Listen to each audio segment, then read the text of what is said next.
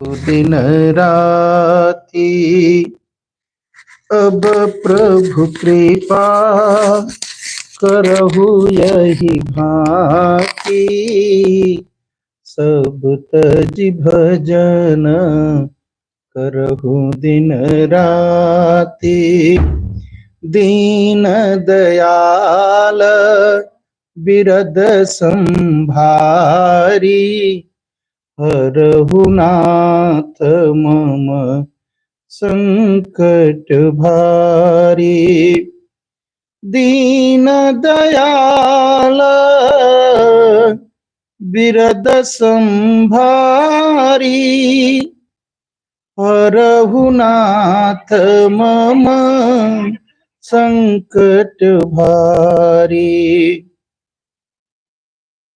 जो आनंद सिंधु सुख राशि सीकरिते त्रय लोक सुपासी। सो सुख धाम राम यस नामा अखिल लोकदायक विश्रामा। सो सुख धाम राम यस नामा अखिल लोकदायक विश्रामा। बंदमु गुरुपद पदुम परागा सुरिच सुबास सरस अनुरागा। अमीय मूरी माया चूरन चारु समन सकल भव रुज परिवारो। सुकृत संभूतन विमल विभूति मंजुल मंगल मोद प्रसूति। जन मन मंजो मुकुर मलहरणी ये तिलक गुण गण बश करनी। जन मन मंजो मुकुर मलहरणी ये तिलक गुण गण बस करनी। जय जय जय हनुमान गोसाई कृपा करहु गुरु देव की नाई। जय जय जय हनुमान गोसाई कृपा करहु गुरु देव की नाई। सुमिरी पवन सुत पावन नामु अपने बस करी राखे राम। सुमिरी पवन सुत पावन नामु अपने बस करी राखे राम। मंगल भवन अमंगल हारी द्रबहु सुदशरथ अजीर बिहारी। मंगल भवन अमंगल हारी द्रबहु सुदशरथ अजीर बिहारी। मंगल भवन अमंगल हारी द्रबहु सुदशरथ अजीर बिहारी। सीताराम सीताराम सीताराम सीताराम सीताराम सीताराम सीताराम सीताराम सीताराम सीताराम सीताराम सीताराम सीताराम सीताराम सीताराम सीताराम।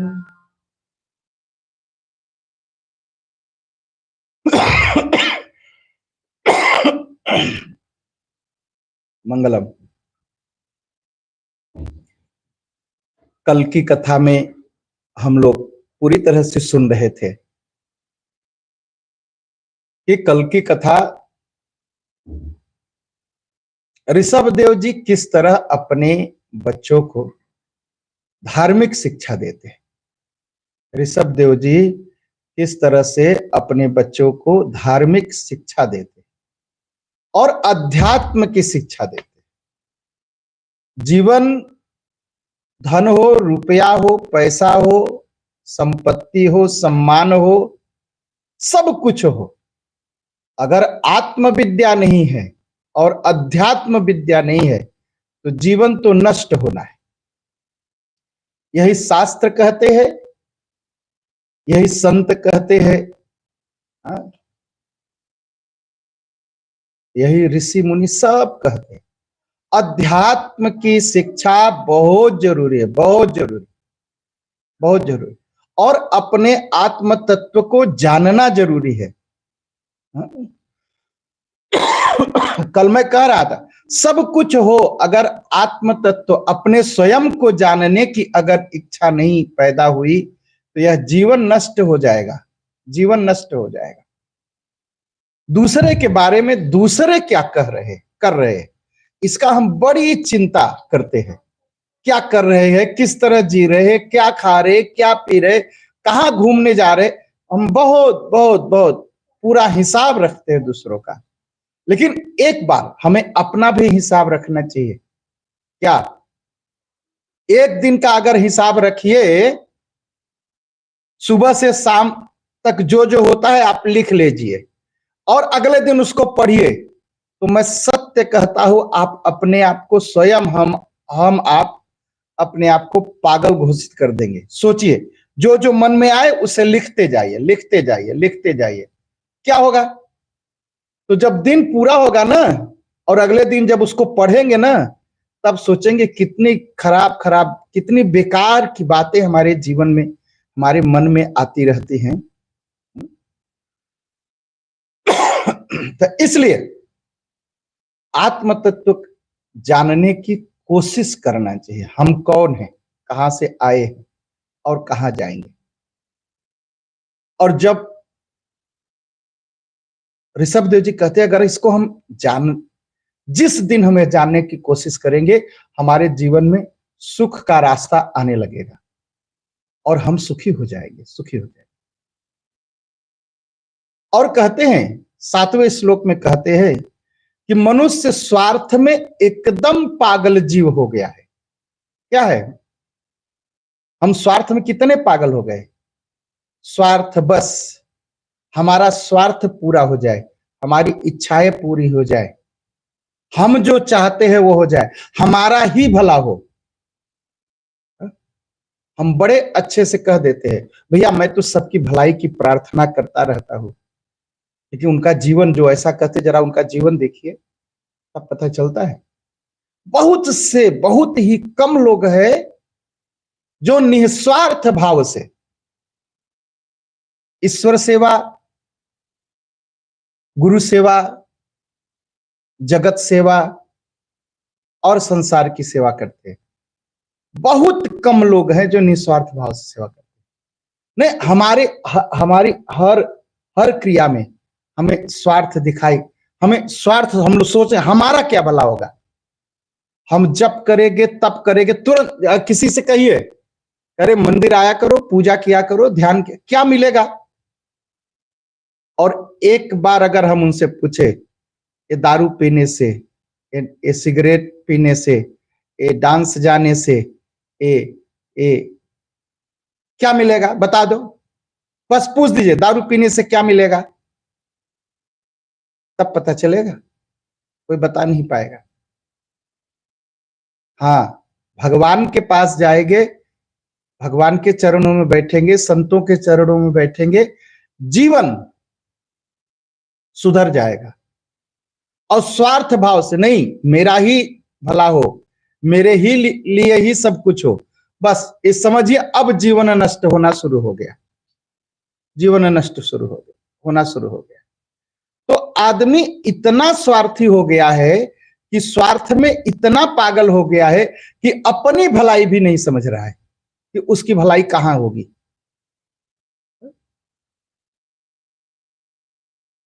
उसकी भलाई किसमें है? जीव इतना पागल हो चुका है स्वार्थ में कि समझ में नहीं आ रहा। और वो जब तक विवेक दृष्टि से या विवेक दृष्टि का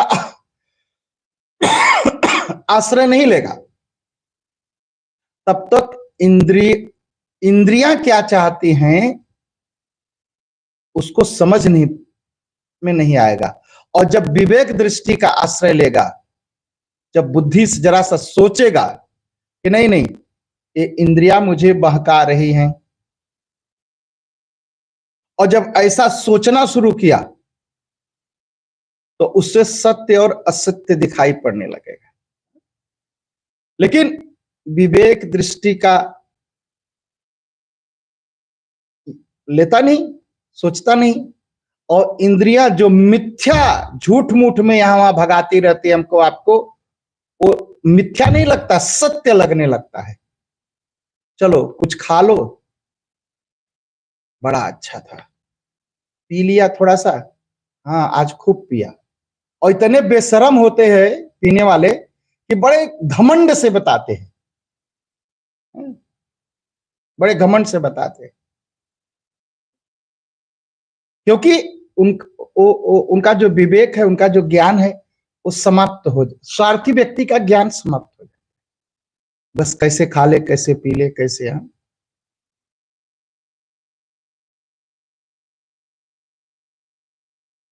और जब अपने बारे में नहीं कभी खोजने की कोशिश की, नहीं जानने की कोशिश की, तो गृह आदि में आसक्त हो जाएगा। गृह घर होना चाहिए, लेकिन आसक्ति नहीं होनी चाहिए।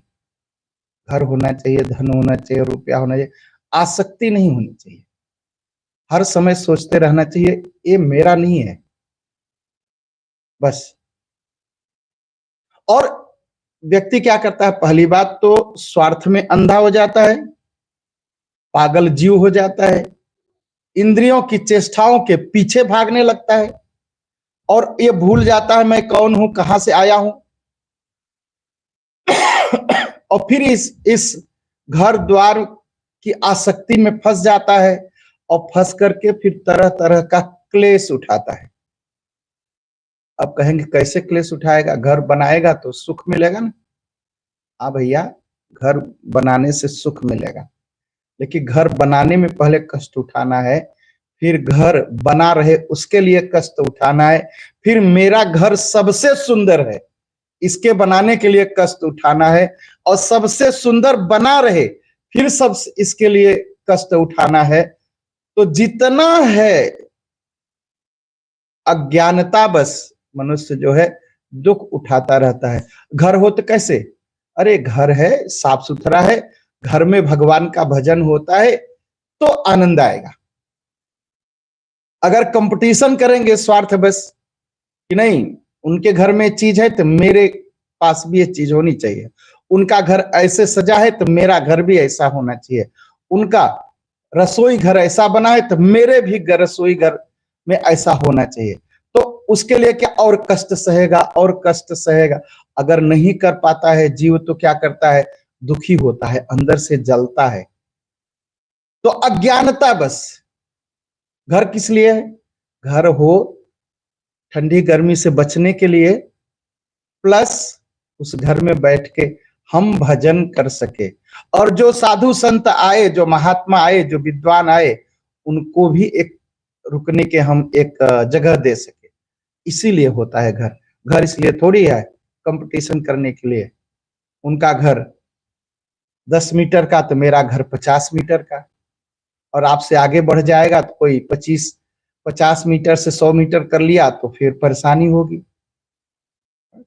तो यह जो आसक्त रहता है इसमें मनुष्य, तो तरह तरह के क्लेश उठाता है, और इतना क्लेश उठाता है, उठाने पर भी उसको क्लेश नहीं दिखाई पड़ता।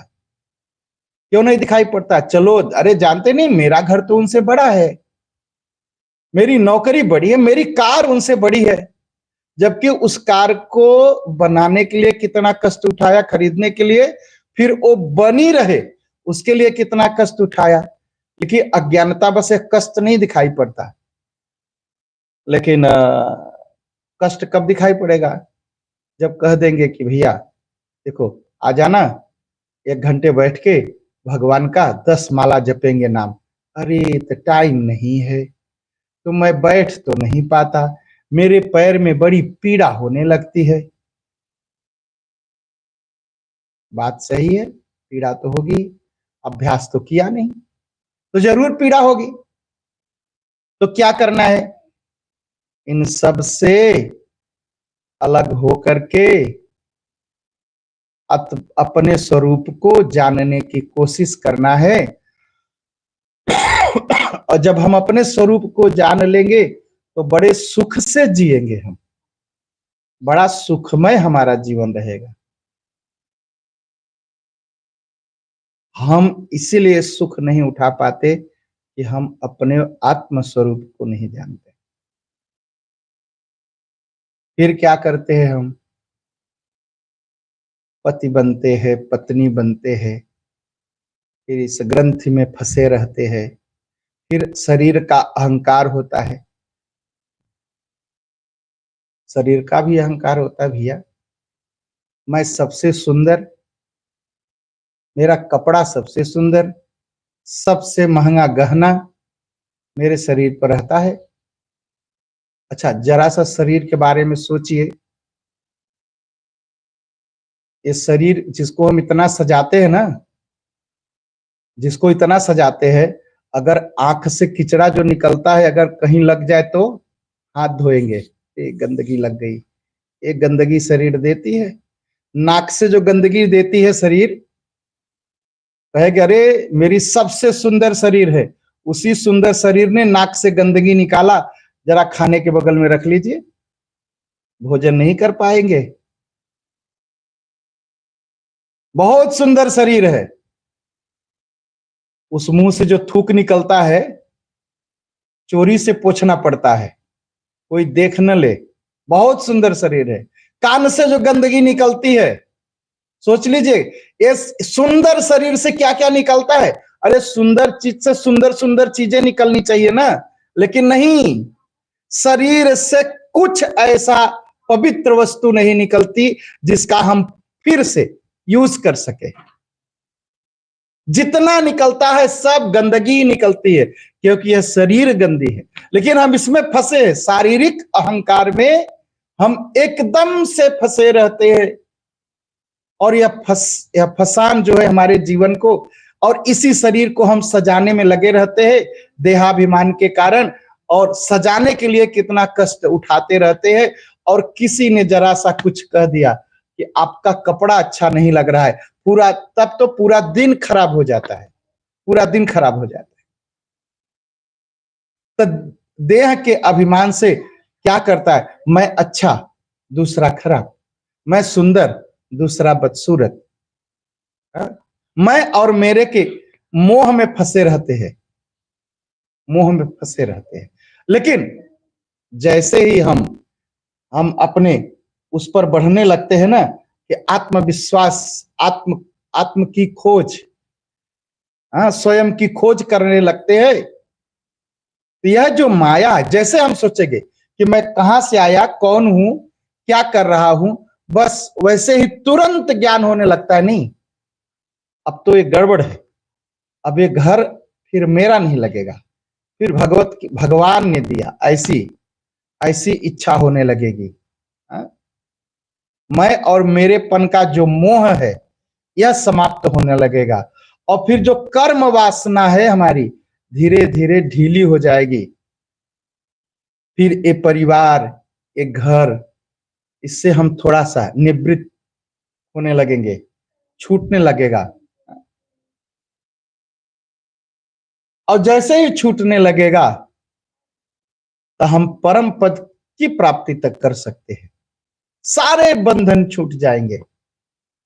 अभी तो हम बड़ा भागते हैं, मेरा परिवार, मेरे बच्चे, मेरा धन, मेरा रुपया, मेरा घर। और जैसे ही हम साधना करते हैं, भगवान के नाम का जप करते हैं, धीरे धीरे माया कटने लगती है। हम भगवान का नाम नहीं लेते ना, इसीलिए कच्चे रहते हैं। और कच्चे रहते हैं तो क्या होता है, तो कुछ भी हो जाए तो पीड़ा होती है। जरा सा जहां कुछ हुआ तो बड़ी पीड़ा होती है। किसी ने कुछ बोल दिया, किसी ने कुछ कह दिया, और 50 बरस पुरानी बात याद आती है, फिर हम उस दुख में जलते हैं, क्योंकि अभी कच्चे हैं। नहीं तो क्या होता है, जो थोड़ा पक जाता है ना, उसके पास अगर उसका विरोधी भी आए, अगर उसका दुश्मन भी आए, तो बड़े प्यार से मिलता है। और जो कच्चा होता है ना, वो क्या करता है, नहीं, इन्होंने इतने बरस पहले मुझे ऐसा मेरे बारे में निंदा की थी, बस उसी को लेके परेशान रहता है, परेशान रहता है। लेकिन इसका उपाय क्या है?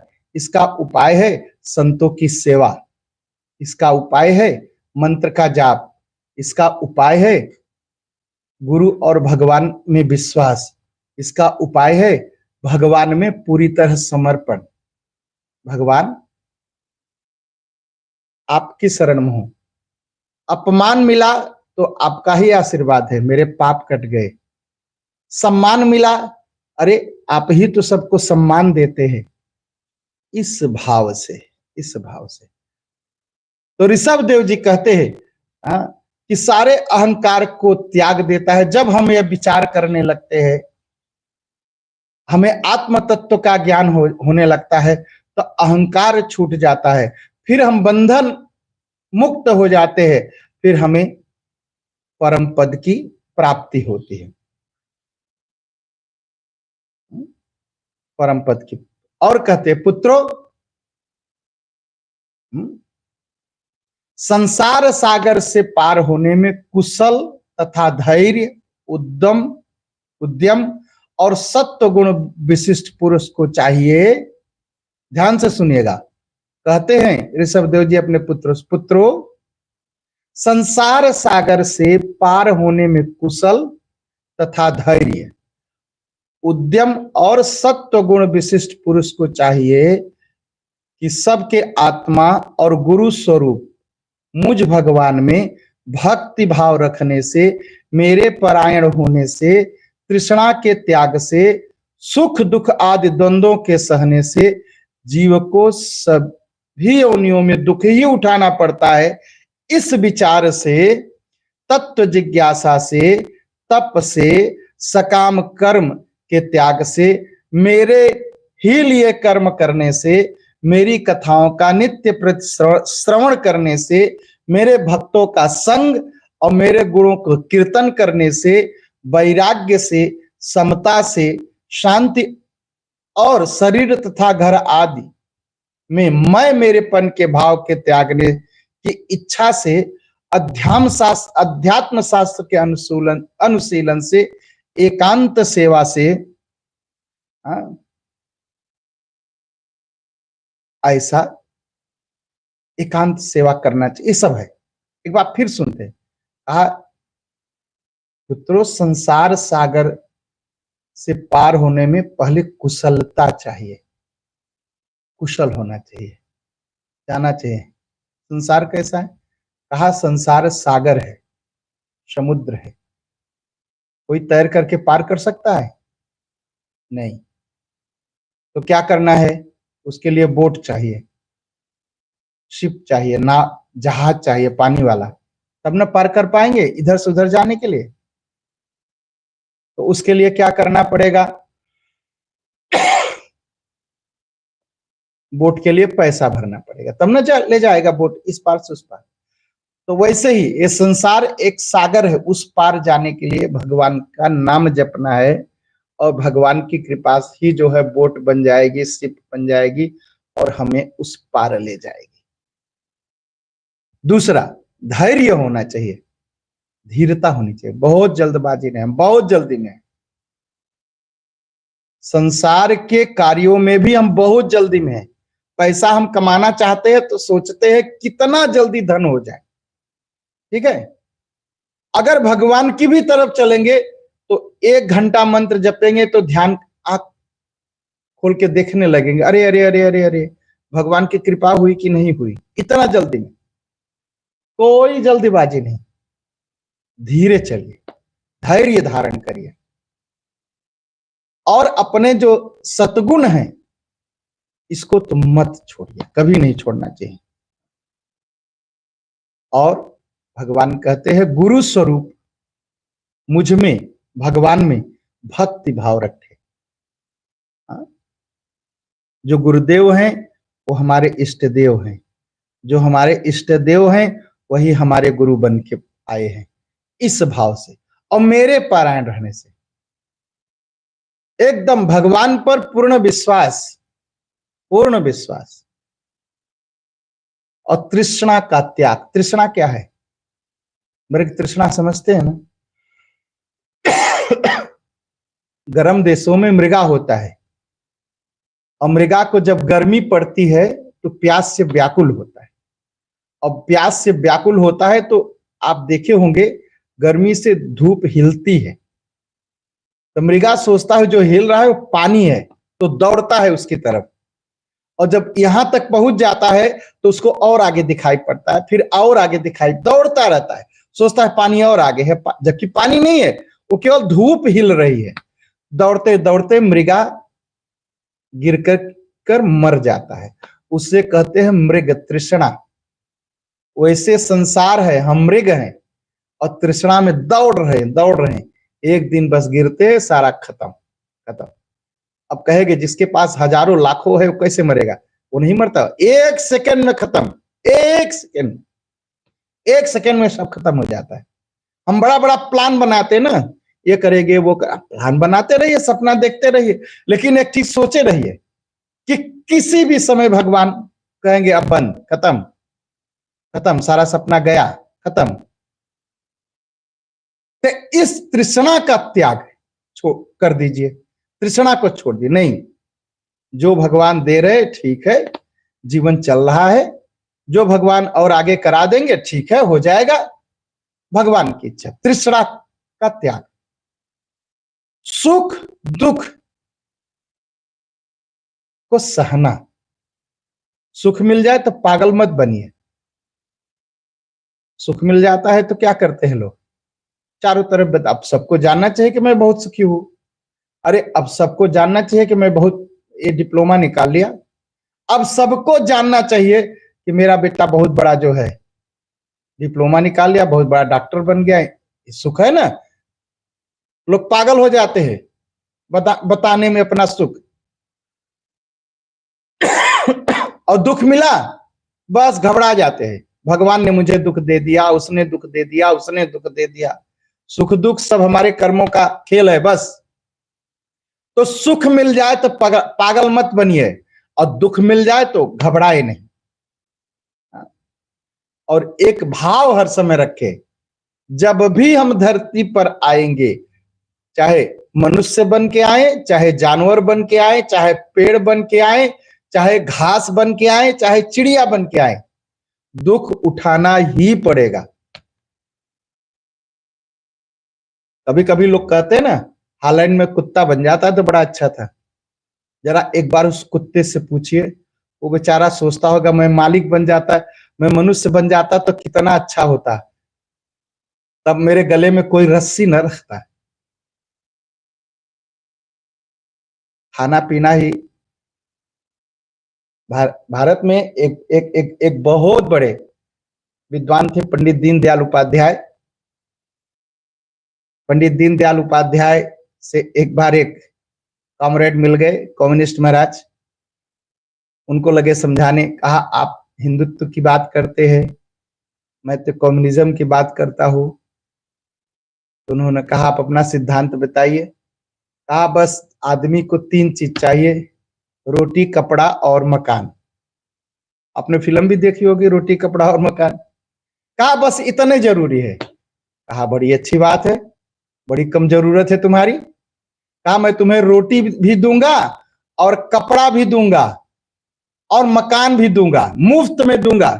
दीनदयाल जी ने कहा तुम्हें इतना ही चाहिए ना, रोटी, कपड़ा और मकान, मैं तीनों दूंगा। रोटी भी दूंगा, पेट भर जाएगी, तन ढकने के लिए कपड़ा भी दूंगा, रहने के लिए मकान भी दूंगा, लेकिन एक काम करना पड़ेगा। कहा क्या करना पड़ेगा, बताइए जल्दी, मैं तैयार हूं। कहा, दीनदयाल जी ने कहा मैं तुम्हारा हाथ पकड़ूंगा और ले जाऊंगा जहां बाजार लगी है, वहां 2 जूता मारूंगा सवेरे सवेरे, बस। कहा नहीं हो सकता। कहा क्यों, तुम्हें तो बस 3 चीज की जरूरत है, 2 जूता खाने में तीनों चीज मिल जाएगा, तो परेशान क्यों हो। कहा सम्मान भी कुछ होता है। कहा बस वही सनातन धर्म यही सिखाता है, रोटी, कपड़ा और मकान तो हो, लेकिन सम्मान भी हो। तो कुत्ता तो बनना बड़ी अच्छी बात है ना, लेकिन कुत्ते का कोई सम्मान है। हालैंड में बड़ा सुखी है, गोद में घूमता है, कार में घूमता है, लेकिन गले में रस्सी रहती है। उससे पूछ लीजिए। कहेगा चिड़िया होना बड़ा अच्छी बात है। अब सुन लीजिए चिड़िया का दुख। चिड़िया उड़ती है बेचारी, जब ठंडी रहती है तो गर्म देश में उड़ के जाती है, और जब उधर बहुत गर्मी बढ़ जाती है तो ठंडे देश में उड़ के आती है। जरा उससे पूछिए तो क्या कहेगी, अरे इतना अच्छा, जिंदगी में बहुत दुख है, इधर भागो उधर भागो, ठंडी में इधर जाओ, गर्मी में उधर जाओ, अच्छा होता मौसम, अच्छा होता एक ही जगह हम अपना जीवन बिताते, मेरे अंडे कोई चुरा ले जाता है, हर समय डर लगा रहता है कोई तीर न मार दे, कोई गोली न मार दे, कोई भूज करके खा न जाए, उसका भी डर है। पेड़ हो जाएंगे तो कोई दुख नहीं। अरे भैया पेड़ हो जाओगे तो कैसे कहीं दुख है, दुख है, क्यों नहीं दुख है। कोई कोई काट लेगा पेड़, अपना घर बना लेगा और पूछेगा भी नहीं। तो ऋषभ देव जी कहते हैं हर समय याद रखना है, कोई भी जीवन मिलेगा धरती पर वह दुख ही मिलेगा, सुख नहीं मिलेगा। इस संसार में कुछ भी बन जाए, चाहे चिड़िया बन जाइए, कौआ बन जाइए, कुत्ता बन जाइए, बिल्ली बन जाइए, मनुष्य बन जाइए, पेड़ बन जाइए, घास बन जाइए, दुख ही मिलेगा, दुख ही मिलेगा। तो हर समय इसको याद रखना कि जब भी धरती पर आएंगे तो दुख ही उठाना पड़ेगा। यह विचार हर समय याद रखना चाहिए, इसको नहीं भूलना चाहिए। और इन सब से मुक्ति का क्या रास्ता है कि जो भी कार्य करिए भगवान के लिए करिए, मत करिए मैं अपने लिए कर रहा हूं, भगवान के लिए। सब कुछ जो भी अच्छा कर्म हो, भगवान मैं आपको सौंपता हूं, ऐसा बोलना चाहिए। मन में मैं सोच लेता, नहीं, सोचिए मत, बोल दीजिए भगवान आपकी सेवा में। तप करना चाहिए और सकाम कर्मों का त्याग कर देना चाहिए, और नित्य प्रति भगवान की कथा सुननी चाहिए। तो भागवत महापुराण है, रामचरितमानस है, रामायण है, राम जी की कथा है, इतनी सुंदर सुंदर कथाएं हैं, इनको सुना करिए, सुना करिए। और कथाएं कहे, हाँ हम तो, लोग कहते हैं ना हम तो सब जानते हैं, राम जी पैदा हुए, राम जी का ब्याह हुआ, राम जी की पत्नी की चोरी हुई, जंगल गए, पत्नी की चोरी हुई, गुस्सा हुए, रावण को मार दिए, फिर राजा बन गए, कथा तो हो गई। लेकिन जरा रामायण उठाइए, क्या इतना ही कथा है। उन सारी बातों को सोचिए, और हमारे शास्त्र इतनी अच्छी बातें कहते हैं कि आज तक दुनिया में कोई ऐसी पुस्तक नहीं बनी जो हमारे शास्त्रों के बराबर हो, जो जीवन में सुख दे सके, कोई ऐसा नहीं।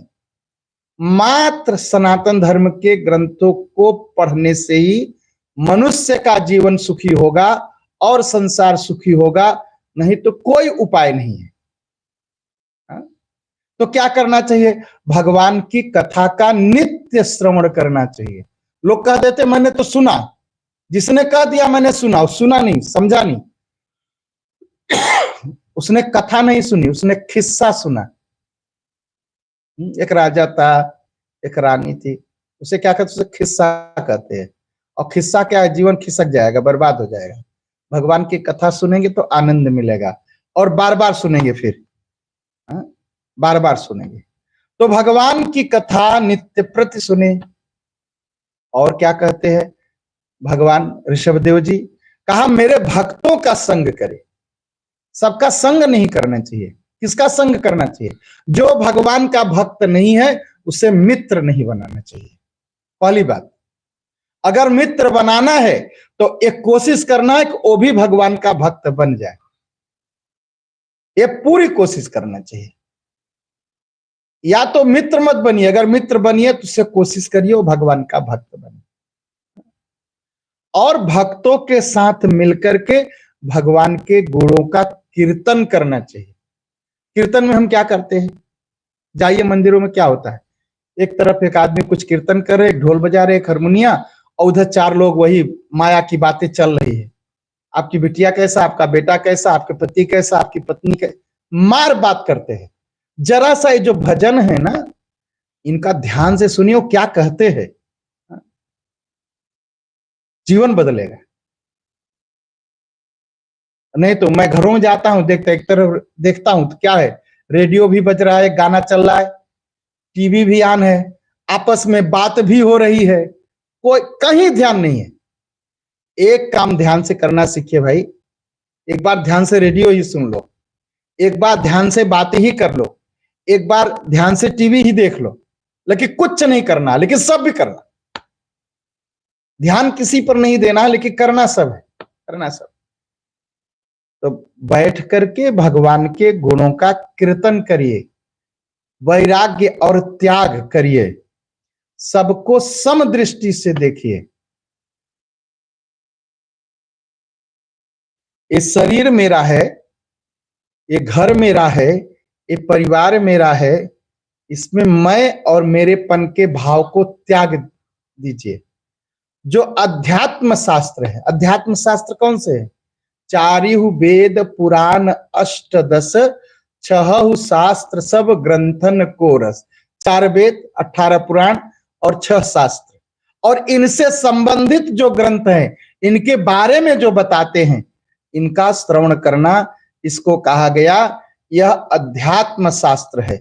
इसको सुनना, अनुशीलन करना, बैठ करके बैठ करके सोचना कि हमारे इस शास्त्र में यह बात लिखी गई, इसका अर्थ क्या है। अगर अनुशीलन अपने से अर्थ न समझ में आए, आता भी नहीं है, तो गुरु का सहारा लेना, एकांत सेवन करना, जितना हो सके एकांत सेवन करना। दिन भर काम किया, थोड़ी देर अकेले बैठ करके भगवान का ध्यान किया, एकांत सेवन करना चाहिए। सत्पुरुष जो शास्त्र और सत्पुरुष, शास्त्र जो कहते हैं और सत्पुरुष जो कहते हैं, संत लोग जो कहते हैं, ये सत्य ही कहे हैं, सत्य ही शास्त्रों में लिखा है, ऐसा पूरा विश्वास रखना। वाणी का संयम करना, सर्वत्र भगवान को देखना, तत्व का विचार करना, ये सारी बातें करना, ऐसा जो है ऋषभदेव जी अपने पुत्रों को सिखाते हैं। तो मंगल भवन मंगल हारी, द्रबहु सुदशरथ अजीर बिहारी।